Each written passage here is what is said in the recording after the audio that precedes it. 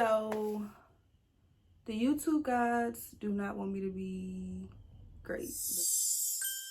Hey y'all, if you're new here, welcome to Oh That's Nisha. I'm Nisha. If you're a returning subscriber, then welcome back. Good to see you, sis or bro.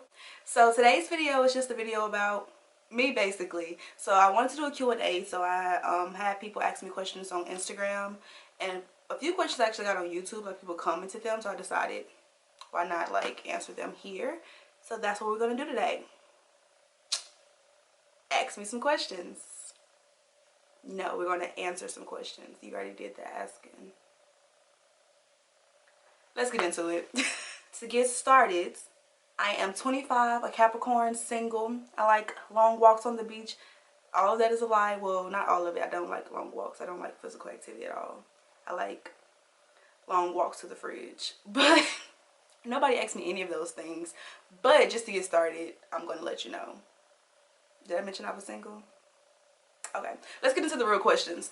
I got some personal questions, some labor and delivery questions, and then some travel nurse questions.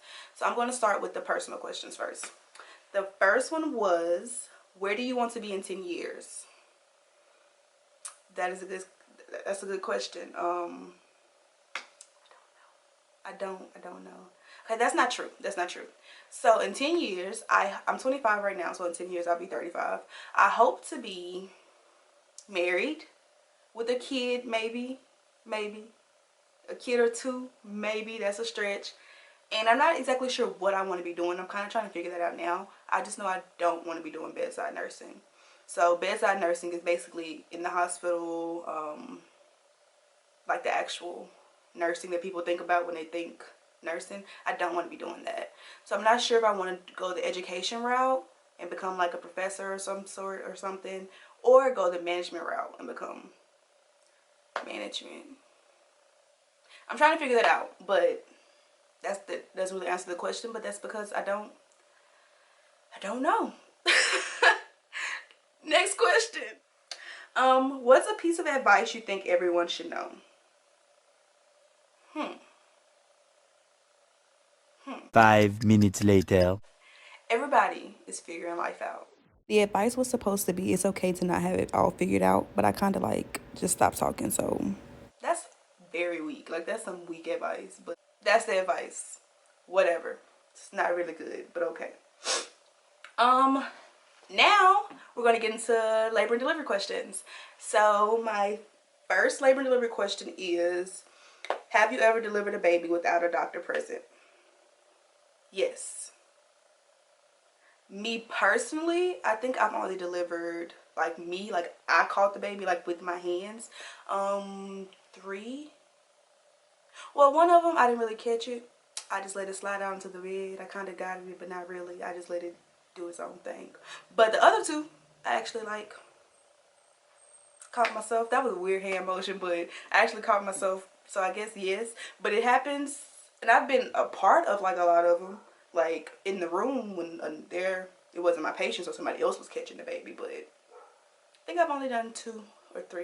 I'm not gonna count that time I let the baby just slide into the bed while I waited for the doctor. So we're gonna just say 2. 2 it is. Is L&D easy like some people claim? No. As a labor and delivery nurse, you're taking care of for 1, 2 patients, a mom and a baby. You're taking care of this baby that you can't see. All you see is fetal heart tones, and you're having to take care of and give medicines for, interventions for a patient that you can't see. And also you have like very high. What I was getting at was that labor and delivery nurses do med surge with labor and delivery. They do but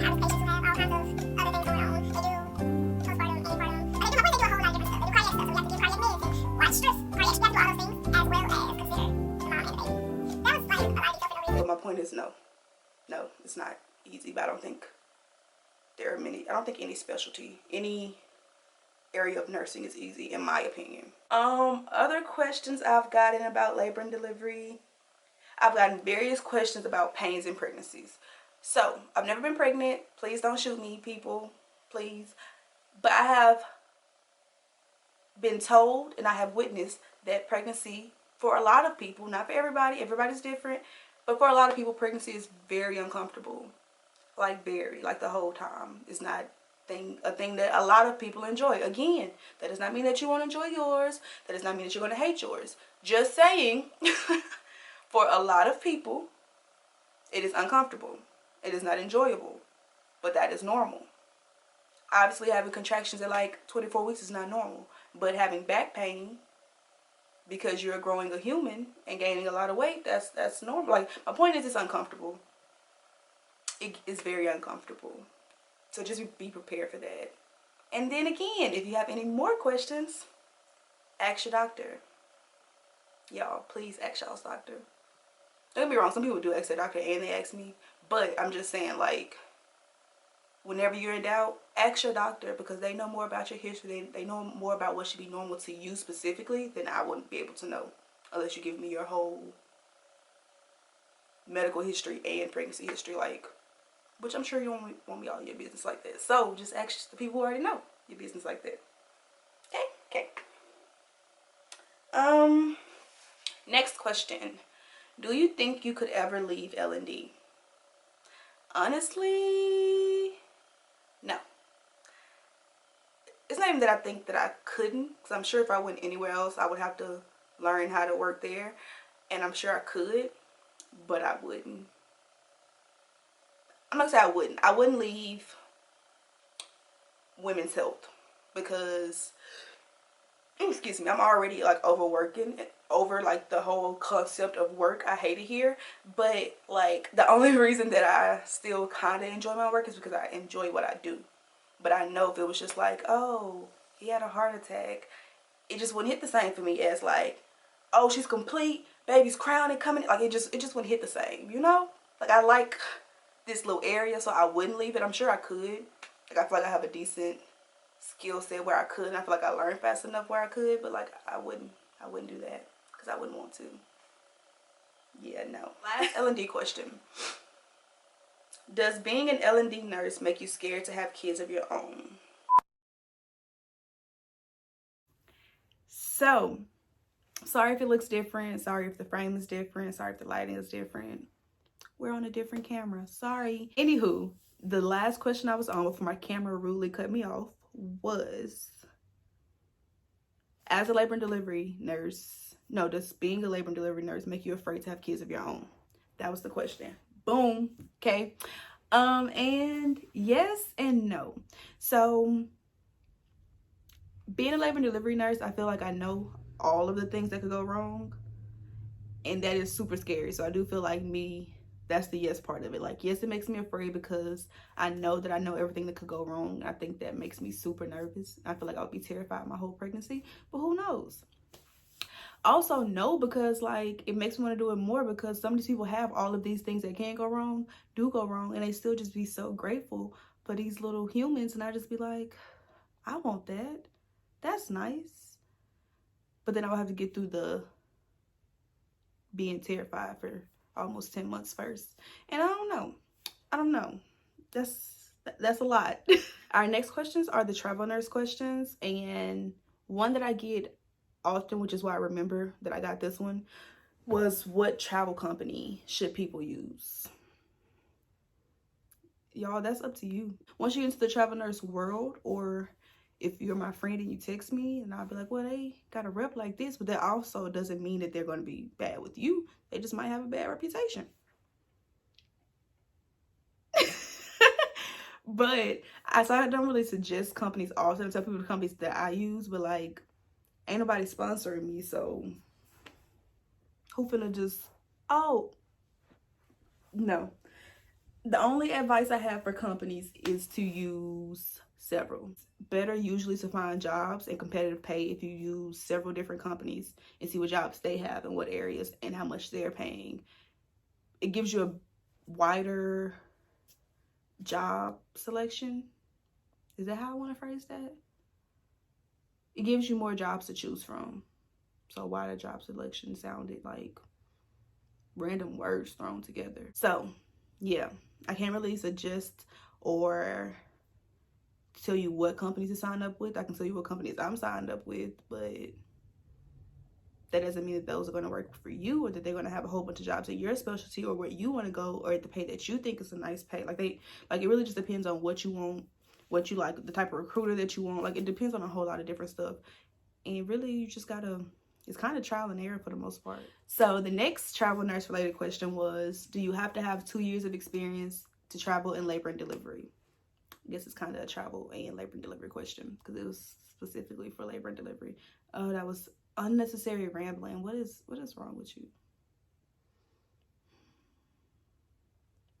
Okay, the answer is it depends. So some companies and some hospitals may require you to have less or more. So it depends on the companies and the hospital that you're applying to's require. So it really just depends on like a lot of different factors. So one being, what does the company require? 2, the hospital that you're applying to, what do they require? And 3, what are you equipped to handle? So you could have 2 years of experience and your experience still not be enough for you to travel, if that makes sense. So the skill set is more important than the amount of years that you get. Can you So a girl I met on a travel assignment who has like a huge following, a huge Instagram, what is the 6-figure travel nurse, my girl. So Sarah's favorite phrase, I feel like I hear it all the time, is, can you take care of the sickest patient on your unit without assistance? And that's pretty much like a good gauge of whether or not you should travel. Granted, obviously we're gonna always need some help at something, but the point is that, do you have the skill set? Are you equipped a year or 2 years or 5 years to go somewhere on minimal training, minimal help and be able to take the sickest patient? If that's not you, then maybe you shouldn't be traveling yet. Maybe. It just depends on you. It's not really about the time, it's about the skill. I could have wrapped all of it up with it, but whatever. So the final question is, how do I find housing as a travel nurse? So there are several ways that you can find housing. There are travel nurse / traveling business professional websites that rent out solely to traveling nurses. There's Airbnb. There are long-term stay hotels, which I think probably are my favorite. Like, I like Airbnbs, but they be too expensive, so no. But anywho, and also renting rooms from other people. So there are Facebook websites where you can find Facebook groups where you can find people who rent to whatever area. Sometimes at the hospital you go to, nurses will be willing. Sometimes, depending on what hospitals you go to, like in the bigger cities, nurses who work there are willing to oh my God, why can't I get these words out? Sometimes, depending on where you go, nurses that work at a certain hospital will be willing to rent to traveling nurses who come through that hospital. Renting a room from a friend. Yeah, so there are several ways that you can find housing. And also, some companies offer the option for them to find the housing for you. I've never done that, but that's an option as well. You guys, this video has been a struggle. Thank you for bearing with me, even though y'all didn't really see the struggle. My camera might be broken because I might have thrown it. I'm just kidding, I didn't throw it. I might have dropped it though, but like, be sure to like this video, comment below if you have any more questions or if you want me to elaborate on anything that I said. Subscribe and turn on your notifications so that you know when my next video is uploaded. Yeah.